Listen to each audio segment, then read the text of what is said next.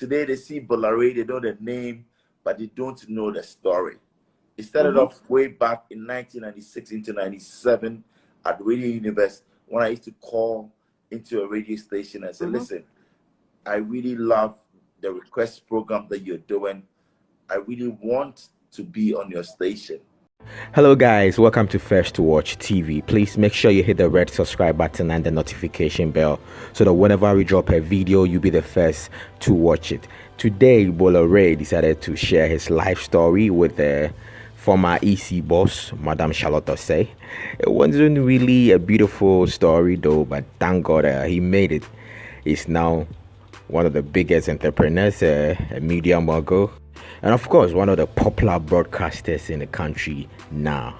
Well, it wasn't an easy journey for Bola. He said he used to call radio stations after stations, and then he would tell them, oh, I love your shows, I want to be inside your studio one day. And thank God now he is a CEO and he's employing people to work for him.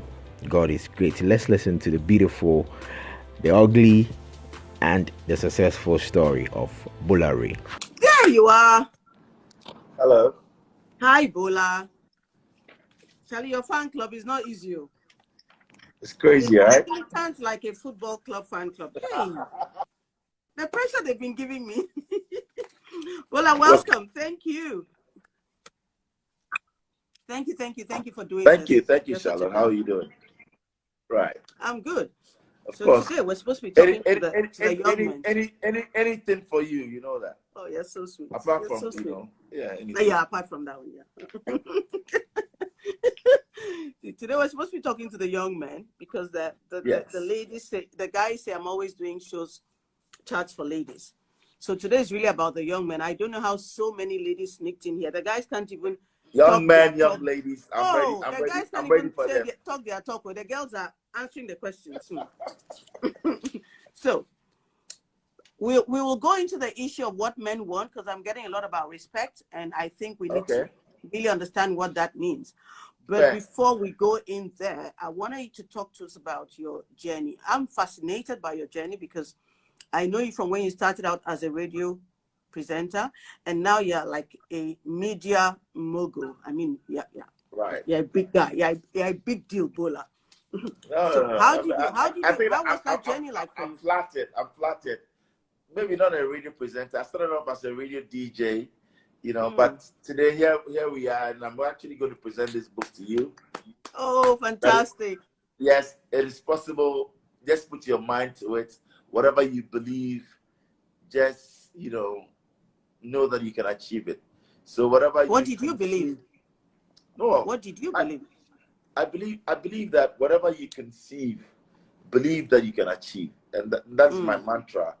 That's, hey, if Google started out there in a small place, in a small lab, in a small, room, and today, from 1998 till now, look at what they've achieved. If Amazon is actually out there and doing greater stuff, that's what we need to celebrate.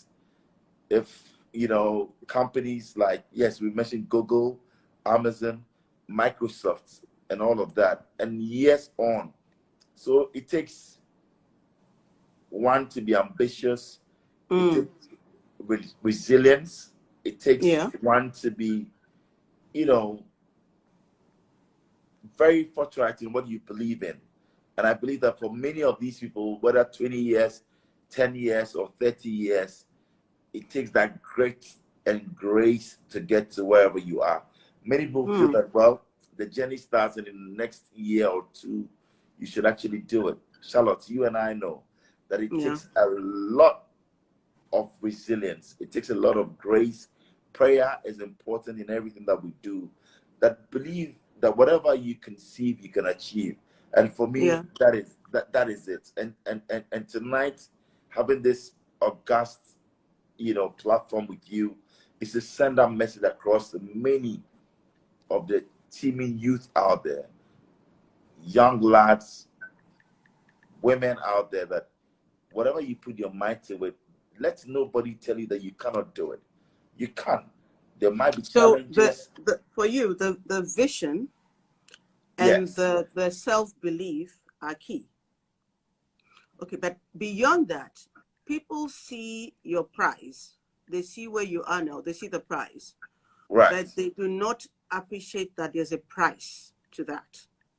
What was the price that you had to pay? And that's why I tell everybody that, listen, I started off as a DJ. I didn't start off as a radio presenter. I didn't start off as an MC. I started off, during our time, we used to play records. It has to be, you selected some records and CDs to play on the radio. Today, they see Bola, they know the name, but they don't know the story. It started off way back in 1996 into 97 at Radio Universe, when I used to call into a radio station and say, listen, I really love the request program that you're doing. I really want to be on your station. And I got in there. I wanted to be a DJ. I didn't get a chance to be a DJ. I started off like, they'll send you, go and do this for me, go and pick, but you accepted that in the library. You were running errands.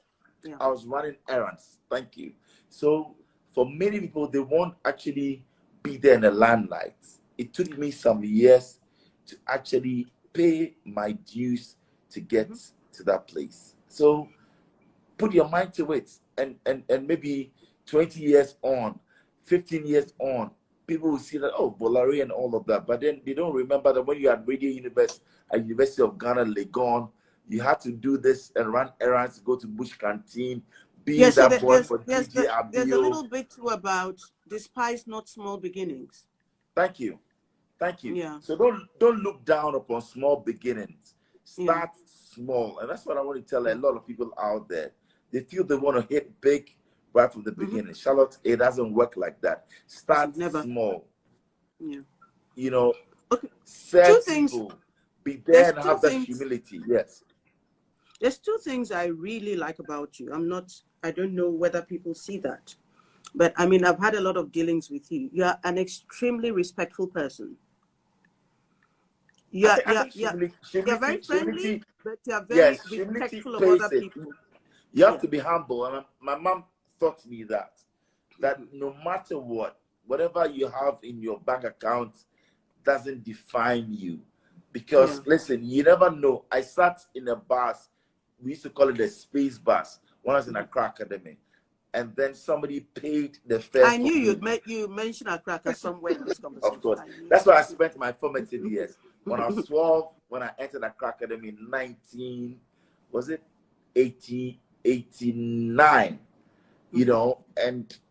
I spent. Bola, just so you respect me a bit more, 89, I was getting into the University of Ghana. So, top of the respect. That's why you're my darling, of course. You're my life coach, and you're humble as well. No matter the feats that you've achieved, you come down to our level to let us know that life is to be lived. Life, listen, be open to people. And that's why I tell you that Accra Academy taught me that to be is better than to seem to be. Go out there and they say that it's our motto. Ese kwam wideri. To be is better than to seem to be. Okay, well, from there, I went to Legon, University of Ghana, Legon, and Legon Hall taught me that Q multum datum, to whom much is given, much is expected. Please stop. Legon Hall boys are boring. Don't even say, don't go there. I married a vandal for life. Hold up. No. I mean, I'm an associate vandal, so I can understand that. But I'm saying that in Legon Hall, you know that we are the gentlemen. Oh, no, you guys are boring. Right? They want to say, they use the it's called for boring. No, okay, but I think that humility should play a part in everything. Yeah, for me, absolutely. I respect whether I'm the CEO, I respect the janitor like I respect my MD or my CEO. That's how life should be. And for those who don't know what a janitor is, break it down. No, come on. I mean, somebody who just, clean whatever for you and the cleaner. The cleaner, yes. So I'm saying that many people look down or disdain that errand person, that janitor, that cleaner. This is a comment somebody wrote. We're talking Vandal, Commonwealth, and Lagos. Somebody said Saba is the Ishaba. I know the Vikings It's no, but before we had all the new halls, Saba was the only hall named after a human being.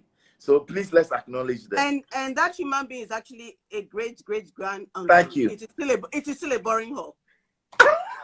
Let's move.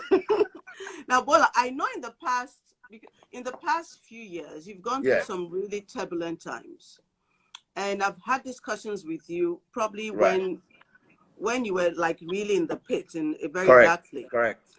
But I noticed that even in those times you didn't lose your. Somebody's trying to annoy me. A quaffle for life. Which is Charlotte, it has to do with resilience, and I think that no matter what you go through, with the circle that you have, keep your circle close, and that's where I want to shout out Dr. Dufour. I mean, no matter what, that is the man that would go to me. I was with the president 2 days ago. I was at a birthday party. And I have enough respect for the president as well. But that's why it brings us together.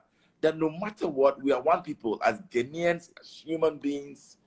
You know, we have something to give up. I will speak to Dr. Dufour at least 7 times in a week. Okay. You should know that. I mean, so you value relationships and so that's something that resilience from there? Is a resilience. It's somebody who sees something in you and wants to empower you. You know, what I see in Dr. Dufour, I see in you, Charlotte. What I see in Dr. Dufour, I see in the president of Ghana. What I see in you, I mean, as a great female who's done a lot, I see in other people coming up to say that you can do it. And for me, that is what we should look out for as a people. You know, today, yesterday I was watching Paula Dumochi on Metro TV, and he says, listen, Ghanaians, let's empower each other. Nigerians have that. Ghanaians don't have that. And it's the truth. Yeah. Where is Tata Brewery? Where is Apino Soup? Where is Dr. Indum? Where is Dr. Dufour? If we really want to go, I watch CNN and I see we had the Sangaris, Yes, I see Zenny Bank. I see Dangote advertising. I see Glow from Adenuga. That is where Ghana should get to, regardless.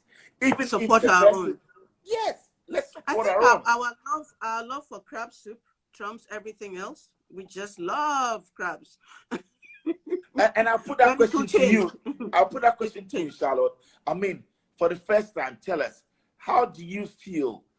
I don't know whether you are haunted out of office or whatever it was, but tell me, how do you feel as being that first female electoral commissioner? But that's the history, and no one can take that away, and they cannot take away the fact of the election. But for you, after everything else, how do you feel as a Ghanaian? For the first time, I served my country, and I served my country to the best of my ability. I made a lot of sacrifices. Sometimes I think about them and I'm like, oh, would I do that again? Possibly. I guess service of country and love of country. You work with the president of Ghana now, Nana Akufo-Addo. You're a very good friend of the president of Ghana. How do you take all of that in that milieu, in that, context and everything? Because